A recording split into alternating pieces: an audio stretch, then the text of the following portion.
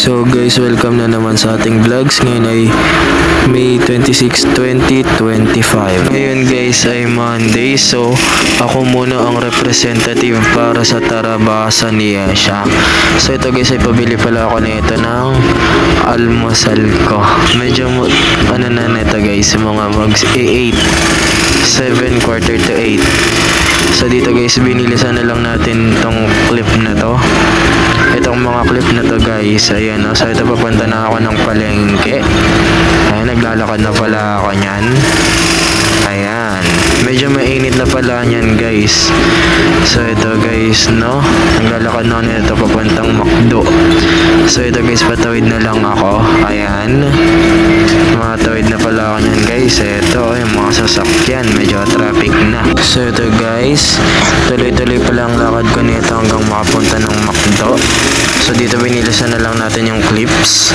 Ayan, ito na pala ako guys, palabas na pala ako nito. Nakuha ko na pala nito yung order ko. Medyo binilisan lang talaga natin yung clips kanina guys, kasi mapapahaba yung video kung ano lang natin.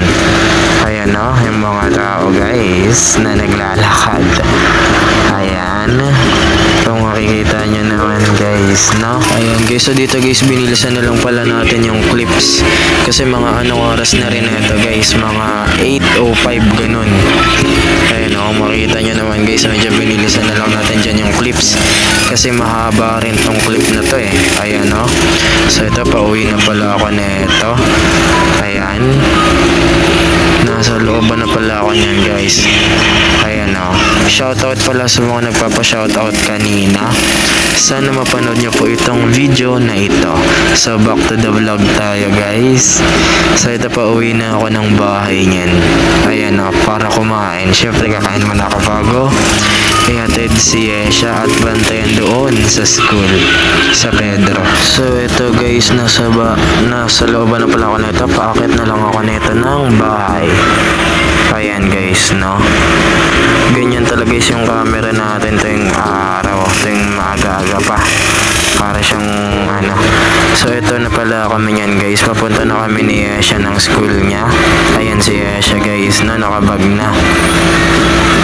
So ito guys, palabas na pala kami nito ng looban. Ayan o, kung makikita nyo naman guys, no.